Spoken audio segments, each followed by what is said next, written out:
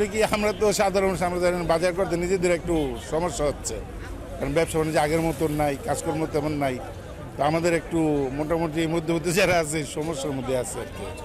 তারপরে মোটামুটি অনেক সবজি টবজি আসতেছে, তো সব কিছু জিনিস সবজি নিয়ে তো চলবো, সব কিছু মিলাই একটা ইয়ে আছে, যেমন মুরগির মাংস সব কিছুর দাম বেশি, একটু কমলে মানুষের সাধারণ মানুষের নাগানে আসবে আর কি সব কিছু। আলুর কেজি 80 টাকা। আলুর কেজি 80 টাকা।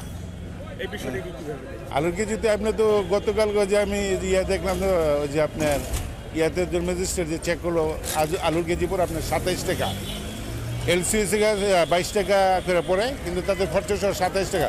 সেই আলু বিক্রি হচ্ছে মানে 55 টাকা, বা সাধারণ মার্কেটে আসলে 75 টাকা 80 টাকা আমাদের কিনতে হচ্ছে।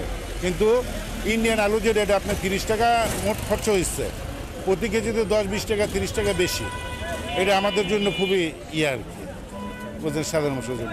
এই সরকারকে ব্যবসায়ী সিন্ডিকেট কিন্তু তারা ভাঙতে পারে না। এখন কিন্তু ব্যবসা সিন্ডিকেট ভাঙতে পারছে, আগের মতনই হয়েছে, বরং আগের চেয়ে আরও বাড়ছে, আগের থেকে একটু বাড়ছে।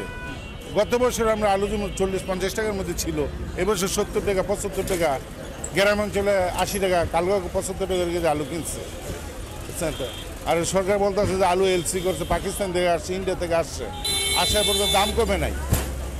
মেইন সিন্ডিকেটের হাতে সব কিছু রয়েছে। আলু আপনার কস্টিং পরে 30 টাকা, সে আলু আমরা কিনতেছি 70 টাকা 75 টাকা 80 টাকা।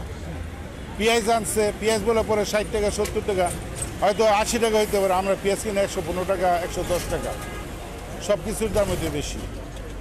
আপনি একজন সাধারণ মানুষ হিসেবে আগে ভালো ছিলেন না বর্তমানে ভালো আছেন? আর সত্যি কথা বলতে আমরা আগেই ভালো ছিলাম, এখন তো কোনো ইয়েই নেই, নিজের চলাফেরার ইয়ে নাই, তারপরে খাবার দ্রব্যমানের ইয়া সব কিছু উগ্রগতি, আমাদের তো সব দিকে আগের মতো আমাদের ইনকামও নাই, আয়ের চাইতে ব্যয়টা বেশি। আয়ের চেয়ে ব্যয় বেশি। আমার যখন 10 টাকা ইনকাম, 12 টাকা খরচ হচ্ছে, তারপরে নিজেদেরও একটু ইয়ে আছে, আগের মতন তো তেমন নাই। আমরা সব মিলে আমরা একটু খারাপ পজিশনই।